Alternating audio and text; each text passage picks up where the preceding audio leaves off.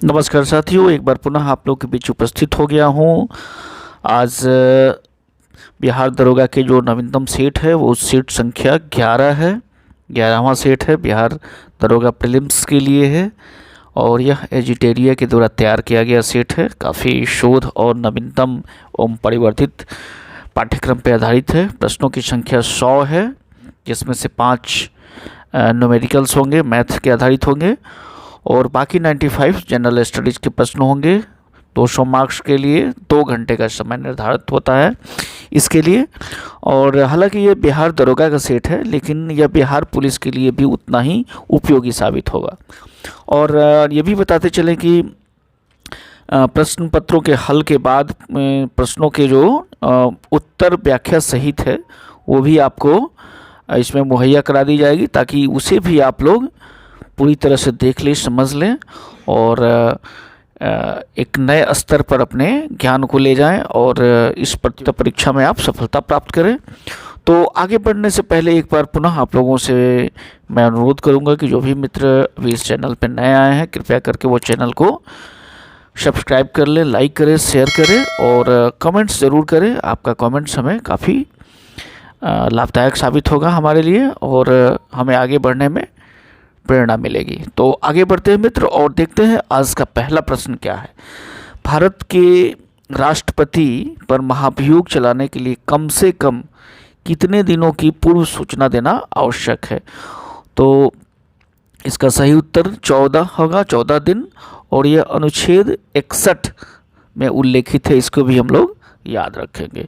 सर्वोच्च न्यायालय में न्यायाधीश नियुक्त होने के लिए व्यक्ति को कम से कम कितने वर्ष उच्च न्यायालय, यहाँ उच्च न्यायालय का एडवोकेट होना चाहिए? तो उच्च न्यायालय में कम से कम 10 वर्षों का उन्हें एडवोकेट के रूप में अनुभव प्राप्त होना चाहिए, या किसी भी 2 या 2 से अधिक न्यायालय में लगातार 5 वर्षों तक न्यायाधीश होने की भी, अगर 5 वर्ष किसी भी न्यायालय में अगर न्यायाधीश पद पर लगातार अगर कोई व्यक्ति कार्य किया है तो वो भी सर्वोच्च न्यायालय के न्यायाधीश बनने की अर्हता रखता है। आगे बढ़ते हैं मित्र और देखते हैं नागरिकता प्राप्त करने के लिए शर्तें निर्धारित करने वाला सक्षम निकाय कौन सा है? तो नागरिकता को प्रदान करने की, निर्धारित करने की सक्षम निकाय संसद है और यह भारत के संविधान के अनुच्छेद 11 में उल्लेखित है।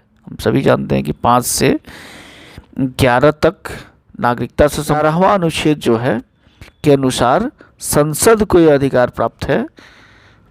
आगे बढ़ते हैं। लेखानुदान संघ सरकार को अनुमति प्रदान करता है। तो लेखानुदान अनुमति यह प्रदान करता है कि अगर निश्चित अवधि के लिए भारत के संचित निधि से धन निकालने के लिए अगर जो विनियोग विधेयक पास नहीं होता है किसी भी कारणवश, तो सरकार तो चलाना है, तो सरकार को चलाने के लिए धन की आवश्यकता होगी और वह धन आवश्यकता के लिए लेखानुदान को लाना होता है अनुच्छेद 116 के तहत। इसके पहले वीडियो में हम लोगों ने विनियोग विधेयक पर जो वीडियो बनाया था उसमें यह बताया गया था कि संसद के अनुच्छेद संविधान के अनुच्छेद 114 के तहत विनियोग विधेयक का प्रावधान है।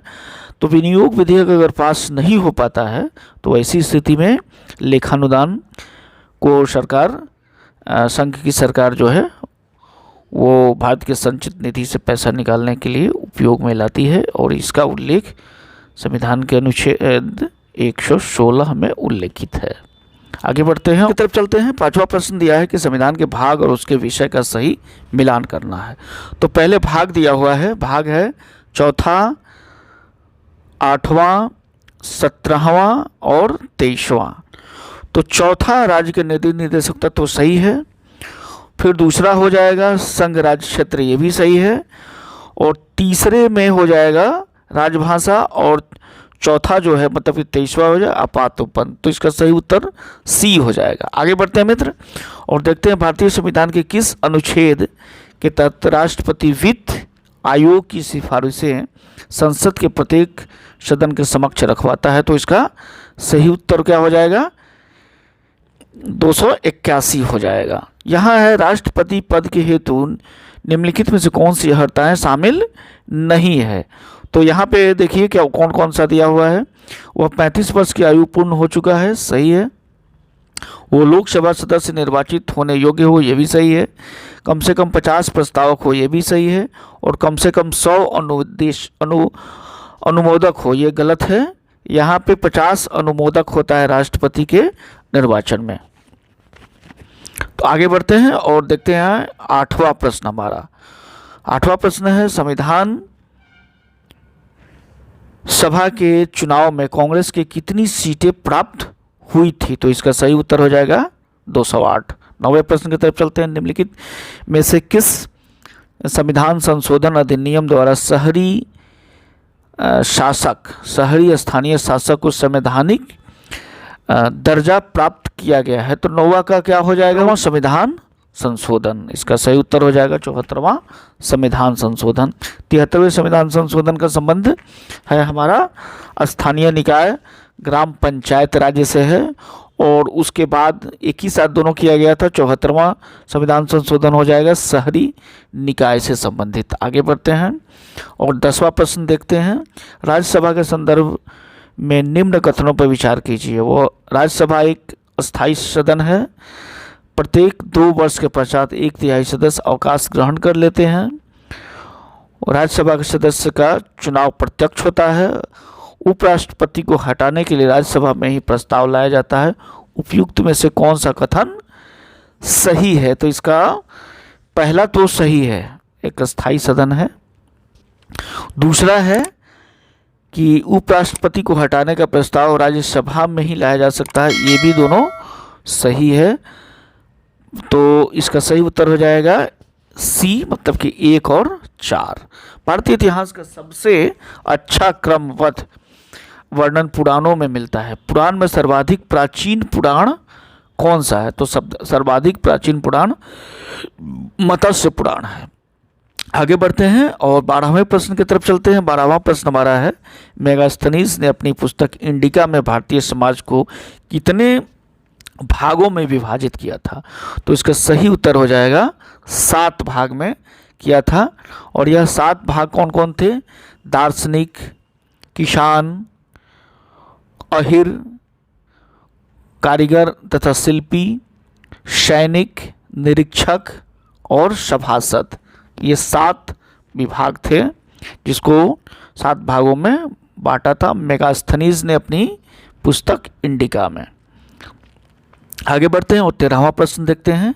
13वां प्रश्न है हमारा मुगल काल में न्याय का सर्वोच्च अधिकारी सम्राट होता था। न्याय सम्राट के बाद न्याय का सर्वोच्च अधिकारी होता था। तो 13वां का क्या हो जाएगा, प्रधान जो काजी था वो उस समय के सर्वोच्च न्यायालय का कह सकते हैं कि प्रधान न्यायाधीश था। इसके बाद 14वें प्रश्न की तरफ चलते हैं। निम्न में से किस भारतीय नेता ने खिलाफत आंदोलन का समर्थन नहीं किया था। तो इसके पहले भी हम लोगों ने पढ़ा था, मदन मोहन मालवीय। दक्कन एजुकेशन सोसाइटी की स्थापना निम्न में से किसने किया था। 15वां प्रश्न का उत्तर हो जाएगा बाल गंगाधर तिलक ने किया था। और आगे बढ़ते हैं अब 16वें प्रश्न की तरफ चलते हैं। राजा रणजीत सिंह को राजा की उपाधि किसने दी थी। तो जमान शाह ने इनको यह उपाधि दी थी। वह सुल्तान कौन था जिसने खलीफा के अधिकार को मानने से इनकार कर दिया था। तो जो 17वां प्रश्न होगा उसका क्या हो जाएगा उत्तर, अलाउद्दीन खिलजी ने खलीफा के अधिकार को मानने से इनकार कर दिया था। 18वें प्रश्न की तरफ चलते हैं और भगवान बुद्ध के उपदेशों का संग्रह है, उसको हम लोग कहते हैं सुत्त पिटक में भगवान बुद्ध के उपदेशों का संग्रह। आगे बढ़ते हैं और देखते हैं और 19वां प्रश्न देखते हैं। और 19वां प्रश्न हमारा है कि निम्नलिखित में से कौन सा सुमेलित है। तो बरीद शाही आमिर अली बरीद, ये यहाँ पे सही है। आदिल शाही कुली कुतुब शाह, ये गलत है। कुतुब शाही मलिक अहमद, ये भी गलत है। और इमाद शाही यूसुफ आदिल शाह, ये भी गलत है, तो इसका सही उत्तर डी हो जाएगा। बहमनी साम्राज्य की स्थापना कब हुआ था? तो इसकी स्थापना जो हुई थी 1347 ईस्वी में हुई थी, इसको हम लोग याद रखेंगे और इसका सही उत्तर डी हो जाएगा।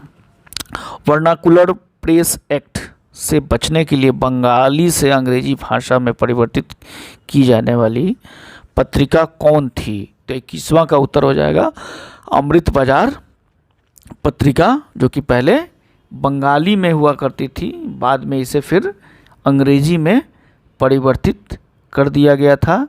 इससे संबंधित एक और प्रश्न आता है कि अमृत बाजार पत्रिका के संस्थापक कौन थे, शुरू करने वाले कौन थे? तो इसका सही उत्तर हो जाएगा शिशिर कुमार घोष, इसे भी आप लोग याद रखेंगे। 22वां प्रश्न हमारा है कि साइमन कमीशन का भारत आगमन हुआ। साइमन कमीशन भारत कब आया? फरवरी 1928 ईस्वी में, इसको याद रखेंगे। विश्व सांख्यिकी दिवस कब मनाया जाता है? तो इसका सही उत्तर हो जाएगा 20 अक्टूबर को। घूमर किस राज्य का लोक नृत्य है? तो घूमर कहाँ की है? राजस्थान की लोक नृत्य है। और आगे बढ़ते हैं। अन्य राज्यों का अगर देखा जाए तो गुजरात का क्या होता है? गुजरात में गरबा है, डांडिया है, भवई है, टिप्पणी है। राजस्थान में घूमर के अलावा पनिहारी और नेजा भी होता है।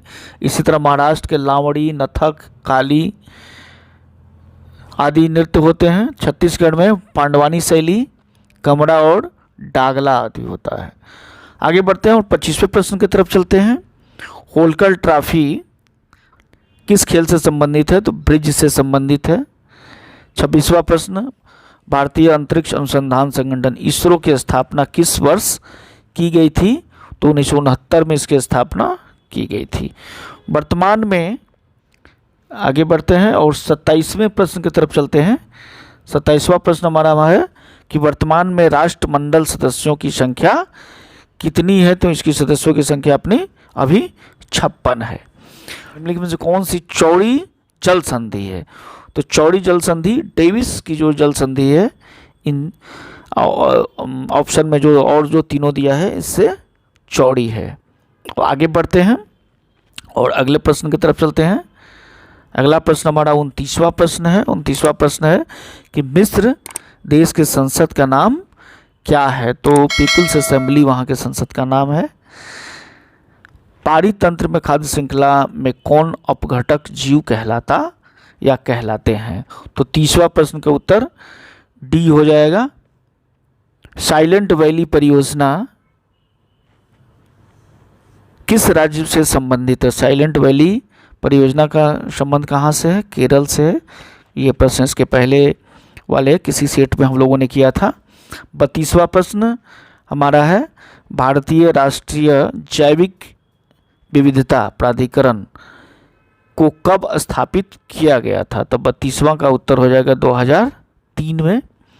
भारत के राष्ट्रपति द्रौपदी मुर्मू अपने पद के अनुसार किस क्रम की है? मतलब कौन से क्रम की राष्ट्रपति हैं? तो 15वीं राष्ट्रपति हैं, याद रखेंगे। संयुक्त राष्ट्र मानवाधिकार आयोग के नए प्रमुख कौन बने हैं? तो नया प्रमुख है वोल्टर टर्क बने हैं, बी हो जाएगा इसका उत्तर। 35वां विश्व प्रेस स्वतंत्रता सूचकांक 2022 में भारत का स्थान कहाँ पे है? तो 150वें स्थान पे है। काफ़ी निराशाजनक कहा जाएगा विश्व प्रेस स्वतंत्रता सूचकांक में भारत का स्थान। धर्म गार्जियन युद्धाभ्यास 2022 का आयोजन कहाँ किया गया था? 36वां का उत्तर क्या हो जाएगा? कर्नाटका में किया गया था। कि कुल कितनी महिलाओं को पद्म पुरस्कार 2022 से सम्मानित किया गया? तो कुल 34 महिलाओं को सम्मानित किया गया है। ढाका अंतर्राष्ट्रीय फिल्म फेस्टिवल में किस फिल्म को सर्वश्रेष्ठ फिल्म का अवार्ड जीता है? किसने, मतलब किस फिल्म को दिया गया है, इसे भी कह सकते हैं। तो इसका सही उत्तर हो जाएगा कुंजगल फिल्म को यह पुरस्कार दिया गया है।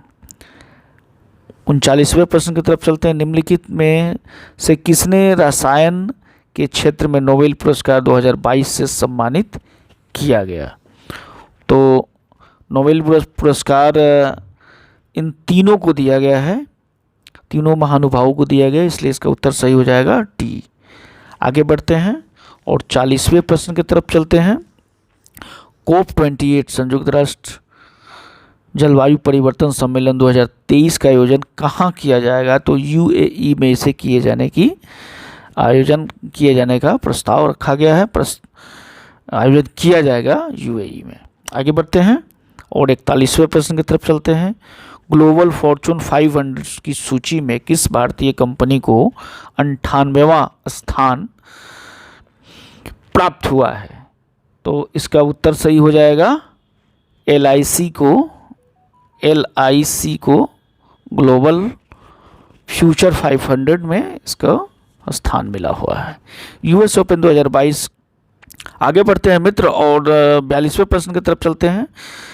US ओपन 2022 का महिला एकल का किसने जीता था? तो ईड़ा ने जीता है। इसका उत्तर डी हो जाएगा। आगे बढ़ते हैं 43वें प्रश्न की तरफ और 43वां प्रश्न हमारा है कि 2026 में आयोजित होने वाले राष्ट्रमंडल खेल का आयोजन कहाँ किया जाएगा? तो यह ऑस्ट्रेलिया में राष्ट्रमंडल खेल होने वाला है 2026 में। हिम प्रहरी योजना की शुरुआत किस राज्य सरकार द्वारा किया गया है? 44वां प्रश्न है, तो उत्तराखंड सरकार के द्वारा किया गया है। निम्न पुस्तक और उसके लेखक में सही सुमेलित नहीं है, इसको देखना है। तो ये प्रश्न 45वां प्रश्न है, तो इसका सही उत्तर जो हो जाएगा और यहाँ पे डी हो जाएगा। The 10 trillion dream, Jayant Ghoshal, ये सही नहीं है।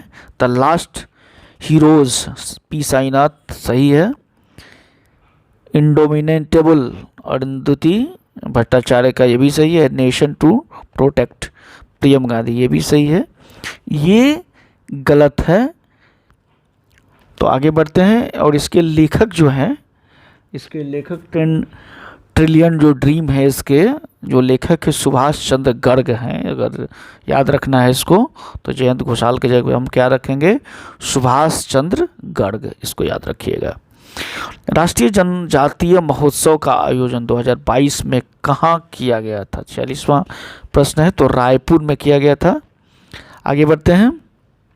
प्रधानमंत्री नरेंद्र मोदी ने अटल ब्रिज का उद्घाटन किस नदी पर किया है? तो साबरमती नदी पर इन्होंने किया है।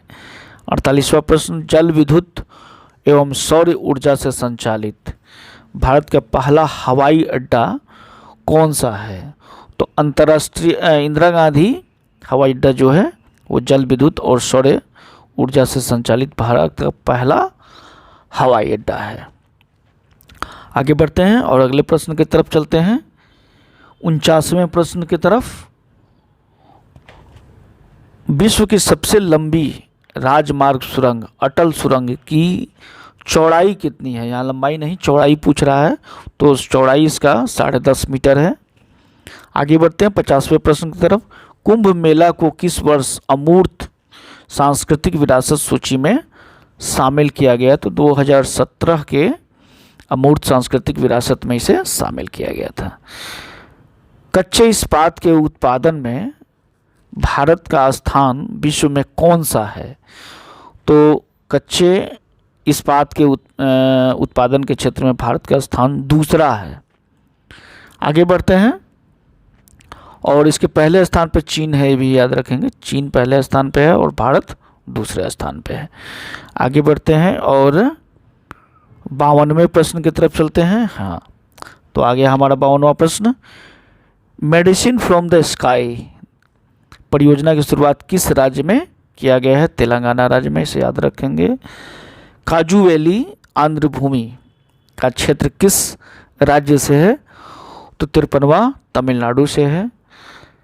भारतीय नौसेना द्वारा किस पनडुब्बी को हाल ही में सेवा मुक्त किया गया है? तो 54वां प्रश्न।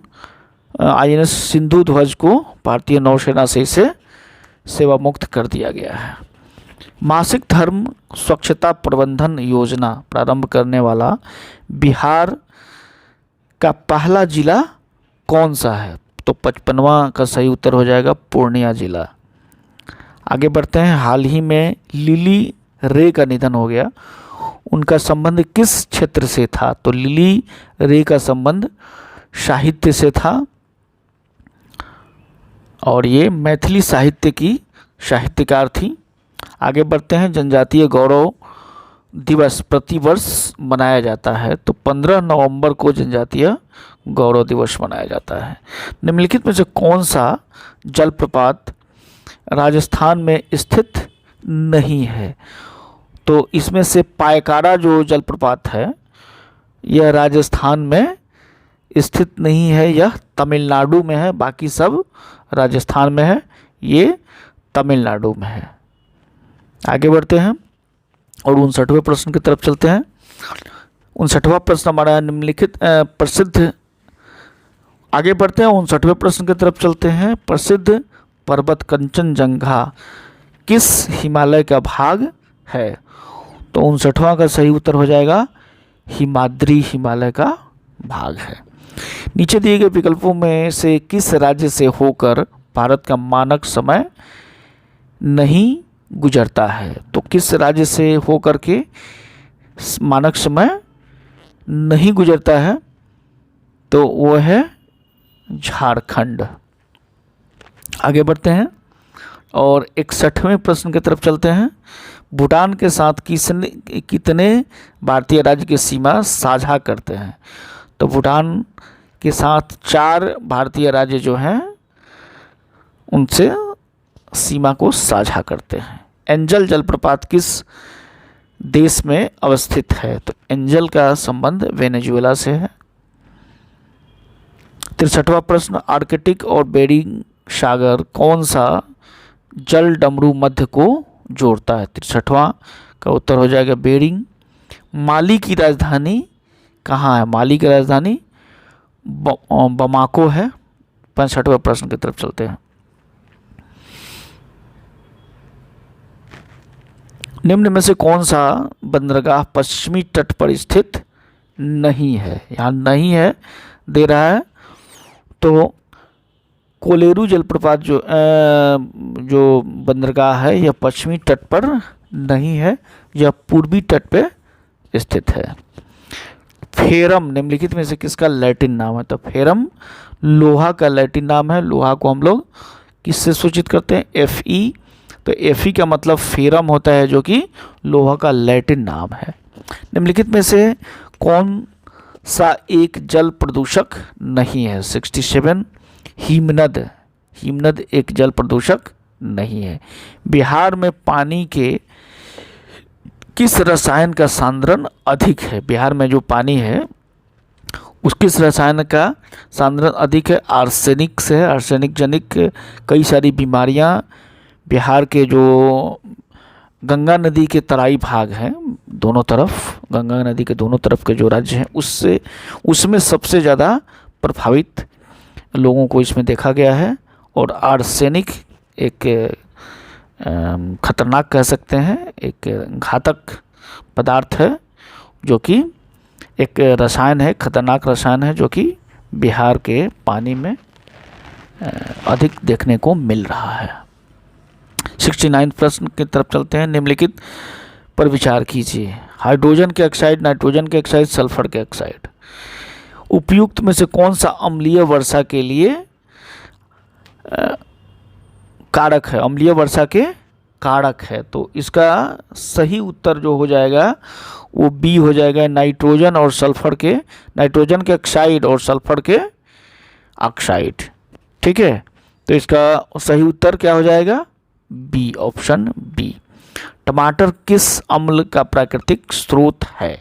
70वें प्रश्न का उत्तर क्या हो जाएगा? ऑक्जेलिक एसिड का प्राकृतिक स्रोत है। अगले प्रश्न की तरफ चलते हैं और 71वां प्रश्न। सोडियम हाइड्रोक्साइड का उपयोग किया जाता है। सोडियम हाइड्रोक्साइड का प्रयोग कहाँ सबसे अधिक किया जाता है? साबुन के निर्माण में। यूरिया आमतौर पर इस्तेमाल किया जाने वाला नाइट्रोजन आधारित उर्वरक है जो कि अमोनिया और किसके बीच, तो अमोनिया और कार्बन डाइऑक्साइड के बीच रासायनिक अभिक्रिया के द्वारा तैयार किया जाता है। नाभिकीय विखंडन में निम्नलिखित में से कौन सी किरणें नहीं निकलती है, तो कौन सी किरणें नहीं निकलती है, अवरक्त किरणें नहीं निकलती है। निम्नलिखित में से किसकी कमी के कारण मानव शरीर में धीमी वृद्धि होती है, तो किसकी कमी के साथ मानव शरीर में धीमी वृद्धि होती है, प्रोटीन के कारण। प्रोटीन मानव शरीर के विकास के लिए सबसे महत्वपूर्ण पोषक तत्व है। नागफनी के पौधे में प्रकाश संश्लेषण निम्नलिखित में से किस भाग में होता है, तो 75वां का उत्तर हो जाएगा तना में होता है। 76वां प्रश्न, आनुवांशिकी चिकित्सा के अंतर्गत आनुवांशिकी विकार के साथ पैदा हुए बच्चों के उपचार हेतु जीन को व्यक्ति के किस भाग से लिया जाता है। 76वां प्रश्न हो जाएगा, कहाँ से लिया जाता है, कोशिका से लिया जाता है। अब 77वें प्रश्न की तरफ चलते हैं, देखते हैं क्या है। हाँ, लाल वाहिका में रक्त का थक्का नहीं बनने का कारण क्या है। 77वां प्रश्न का उत्तर हो जाएगा हिपेरिन के कारण थक्का नहीं जमता है। निम्नलिखित में से किस विटामिन को शरीर में संचयित नहीं किया जा सकता है, किस विटामिन को शरीर में संचयित नहीं किया जा सकता है, तो 78 का प्रश्न क्या है, विटामिन सी। अगला प्रश्न, रुधिर के प्लाज्मा में निम्नलिखित में से किसके द्वारा एंटीबॉडी निर्मित होता है। 79 का सही उत्तर हो जाएगा लिम्फोसाइट। तंतुपास्थी संधि कहाँ पाई जाती है, तो इसका सही उत्तर क्या हो जाएगा, कपाल में पाई जाती है। और 81वां प्रश्न की तरफ चलते हैं। 81वां प्रश्न हमारा, निम्नलिखित में से कौन सा मानव शरीर में समन्वय प्रणाली है, मानव शरीर की समन्वय प्रणाली है। 21वां का क्या हो जाएगा, सी हो जाएगा, तंत्रिका एवं अंतःस्रावी तंत्र जो है यह मानव शरीर का समन्वय प्रणाली है। आगे बढ़ते हैं। 82वां प्रश्न, सेक्रेटिन हार्मोन किसके द्वारा स्रावित होता है, तो इसका सही उत्तर ग्रहणी के द्वारा स्रावित होता है। आगे बढ़ते हैं और 83 प्रश्न देखते हैं। यदि पृथ्वी पर गुरुत्वाकर्षण बल अचानक लुप्त हो जाए तो वस्तु के भार और द्रव्यमान पर क्या प्रभाव पड़ेगा, तो वस्तु का जो भार है वो शून्य हो जाएगा, क्योंकि भार क्या है, पृथ्वी को किसी भी वस्तु को अपनी ओर खींचने में लगाने वाले बल को भार कहते हैं। तो जो बल लगता है पृथ्वी की तरफ उसी को गुरुत्वाकर्षण कहते हैं, और यहाँ पर जब गुरुत्वाकर्षण 0 हो जाएगा तो वस्तु का भार भी शून्य हो जाएगा। आगे बढ़ते हैं। निम्नलिखित में से कौन सदिश राशि नहीं है, तो इसमें से सदिश राशि कौन सा नहीं है, आयतन सदिश राशि नहीं है, विस्थापन सदिश राशि है, वेग भी सदिश राशि है, और बल सदिश राशि है, क्योंकि बल त्वरण और द्रव्यमान का गुणनफल होता है, तो त्वरण जब सदिश है तो ये भी क्या होगा, सदिश होगा। व्यक्ति के तारत्व में पिच या तीक्ष्णता का निर्धारण किसके द्वारा होता है, तो इसका सही उत्तर क्या हो जाएगा, ध्वनि की आवृत्ति से होता है। 86वां प्रश्न है, विद्युत परिपथ में फ्यूज तार को लगाया जाता है, तो विद्युत परिपथ में फ्यूज तार को गर्म तार या जीवित तार को लगाया जाता है। निकट दृष्टि दोष मायोपिया के संबंध में कौन सा कथन गलत है, तो देखें, नेत्र लेंस की मोटाई बढ़ जाना सही है, नेत्र लेंस की फोकस दूरी कम हो जाना, नेत्र गोलक की त्रिज्या या व्यास में वृद्धि होना सही है, प्रतिबिंब का रेटिना पर बनना ये गलत है, तो इसका ऑप्शन डी हो जाएगा सही उत्तर। 18 नौशादर और नमक के मिश्रण को किस विधि से पृथक कर सकते हैं? 89 विधि ऊर्ध्वपातन के द्वारा इसे अलग अलग कर सकते हैं। संपीडकों का निर्माण उस स्थान पर होता है जहां वायु दाब क्या होता है? कम होता है, उच्च होता है, या अनंत होता है, शून्य होता है। तो इसका सही उत्तर क्या हो जाएगा? वायु दाब उच्च होता है। निम्नलिखित में से किस समिति का संबंध मुद्रा आपूर्ति की अवधारणा में परिवर्तन से है? तो इसका सही उत्तर हो जाएगा YV रेड्डी समिति के द्वारा मुद्रा आपूर्ति की अवधारणा में परिवर्तन से है। किसान को साख की उपलब्धता सुनिश्चित करने हेतु क्रेडिट कार्ड योजना की शुरुआत कब की गई थी? तो 2013-14 में इसकी शुरुआत की गई थी। भारत में मुद्रा निगमन हेतु निम्नलिखित में से कौन सी प्रणाली अपनाई गई है? तो मुद्रा निगमन हेतु भारत में जो प्रणाली अपनाई गई है उसका नाम है न्यूनतम आरक्षित प्रणाली, मतलब कि इसका उत्तर ए हो जाएगा। प्रत्यक्ष कर संहिता का संबंध निम्नलिखित में से कौन से है? तो 84वां प्रश्न का उत्तर क्या हो जाएगा? आयकर है।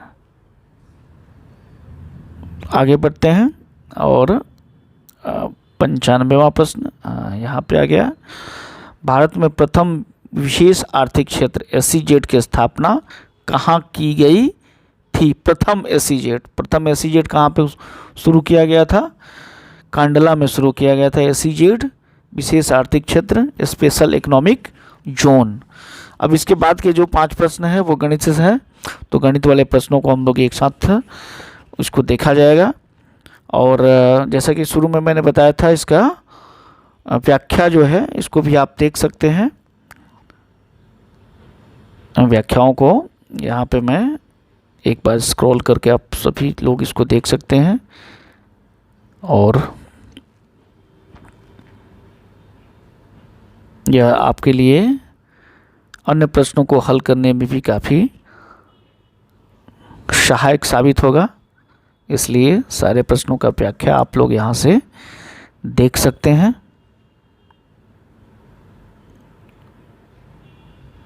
सारे प्रश्नों का व्याख्या एक बार पुनः आप लोग अपने हिसाब से देख करके समझ लेंगे और इसे अपने नोटबुक में नोट कर लेंगे, ताकि आगे के प्रश्नों को हल करने में और उन्हें याद करने में काफ़ी सहूलियत होगी। तो अब वीडियो की समाप्ति करते हैं। वीडियो कैसा लगा आप अपनी राय अवश्य देंगे। बहुत बहुत धन्यवाद मित्र, अंत तक बने रहने के लिए। वीडियो को लाइक, शेयर और कमेंट्स करना न भूलें। जो मित्र नए हैं वो चैनल को सब्सक्राइब भी कर लेंगे। थैंक यू, धन्यवाद।